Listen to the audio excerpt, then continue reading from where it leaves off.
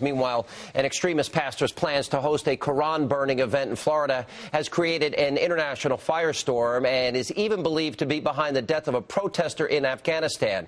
Now, as of now, Pastor Terry Jones, who leads a tiny church of only a handful of families in Gainesville, Florida, says he is canceling the event. This despite the fact that a deadline that he issued to developers of the mosque has now passed. Now, the burning was slated to take place tomorrow, and now there are concerns that it could, in fact, be reinstated. Now, the pastor called off the event yesterday because he said he had reached a deal with the backers of the Ground Zero Mosque to relocate this project. However, associates of Imam Faisal Abdul Rauf are denying an agreement has been struck, saying they have no intention of meeting with Jones to discuss the deal. Now, this has led the pastor to come out and say that he was, quote, clearly lied to. Now, at a news conference earlier today at the White House, President Obama addressed the Quran burning idea. Take a look. The idea that we would burn the sacred texts of someone else's religion is contrary to what this country stands for. It's contrary to what this nation was founded on. And my hope is that this individual prays on it and refrains from doing it. And here with reaction to the Quran burning and the mosque controversies are the president and founder of the American Islamic Forum for Democracy, Dr. Zodi Jasser, and the director of the Civil and Human Rights Division of the Muslim American Society, Ibrahim Ramey. Mr. Jasser, you say that I'm an American first, a Muslim second. You said that you want to ask a question of Imam Rauf. You said, for what do you stand? For what is best for Americans overall, or what you think is best for Islam? Explain.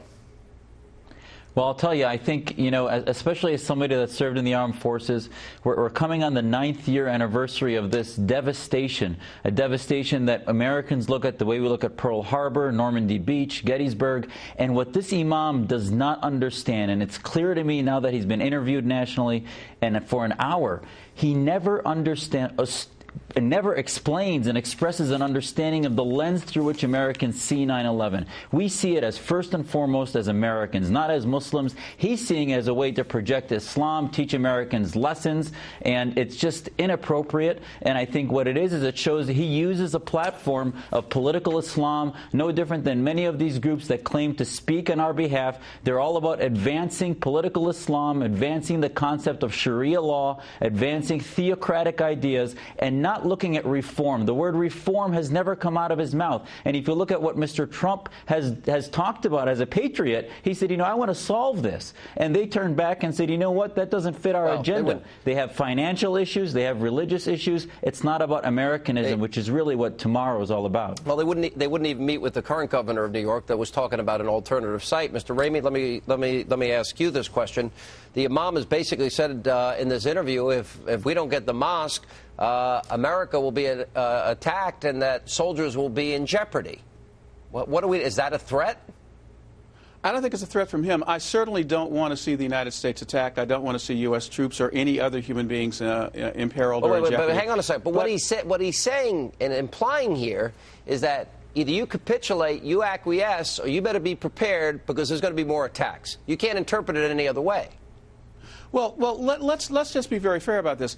Imam Rauf is not a military commander in al-Qaeda. He's not directing violence against the United States. If anything, I think his record in the interfaith world is quite contrary to that. He's not an Islamist. He's not a jihadi. He's certainly not advocating violence. He said America was an accessory to the 9/11 attacks. He says he wants America to be Sharia compliant. Those are radical views, sir. Well, it's not radical to say that the United States trained operatives that eventually turned on the United States. That's simply a matter of history. Yep. As far as Sharia is concerned... Blaming America? Wait a minute. You agree with the idea of blaming America? America's an accessory? Osama bin Laden's created by America? I would appreciate it if you don't try to put words in our mouth, sir. I am answering the question. I never said that America was somehow... behind the attack. I simply said that the United States, during the period of the Soviet invasion of Afghanistan, trained people that eventually attacked the United States. Let me go back to Mr. Jasser, if I can, for just a second. You said in talking to Imam in a letter and questions you want him answered, that he is ignoring the wide global prevalence of this dangerous theopolitical groups like the Muslim Brotherhood and all its violent offshoots that dominate the growing translation of the movement in political Islam. Absolutely, and I think I can't underscore that enough, Sean, is that, and this is where Ibrahim Ramey's organization, I think, also ends up facilitating political Islam, because what they do is they deflect it. They talk about Islamophobia, they talk about all these other excuses, and they don't take on reform. They don't take on our responsibility as Muslims to reform the ideologies that feed terror, like and they Sharia. End up finding excuses like he just said. Exactly. They paint this excuse and that excuse, but don't look inside ourselves for spiritual renewal, but rather they're all about spiritual narcissism of pushing our own agenda into areas as sensitive as Ground Zero. All right, guys, thanks for being with us. Plenty more Hannity still to come on this edition. A lot more straight ahead.